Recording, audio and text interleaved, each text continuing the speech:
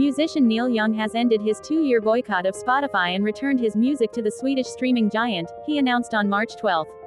In a statement on his official website, Mr. Young said his decision to return hits such as Harvest Moon and Heart of Gold to the streamer was in light of Apple and Amazon serving the same disinformation podcast features he had opposed at Spotify. I cannot just leave Apple and Amazon, like I did Spotify, because my music would have very little streaming outlet to music lovers at all, the singer said. The 78-year-old artist added that he hopes all you millions of Spotify users enjoy my songs upon their return to the streaming site. Mr. Young's music is now visible and can be played on Spotify.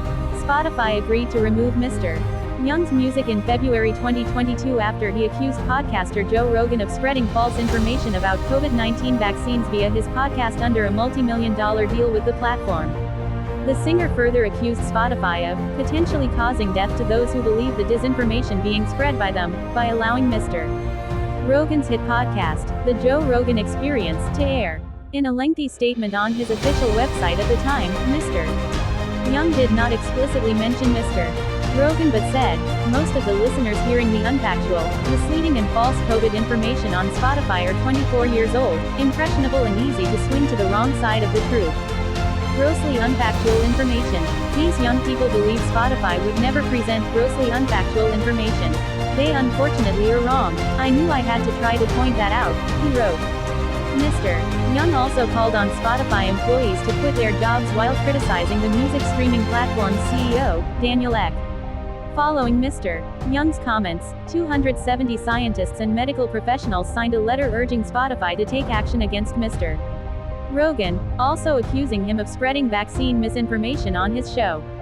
Mr. Rogan later responded to Mr. Young's claims as well as those of the medical professionals, stating in a video on Instagram that he was not trying to promote misinformation or be controversial, and pledged to bring more balance to his show with opinions from a variety of experts.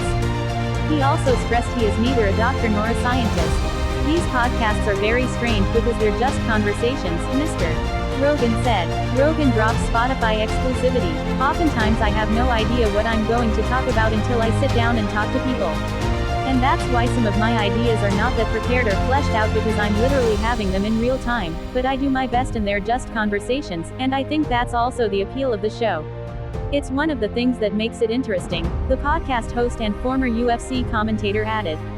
In early February, Rogan, 56, announced that his podcast would no longer only be exclusive to Spotify under a $250 million deal to make it available on multiple platforms, including Apple, YouTube, and Amazon Music.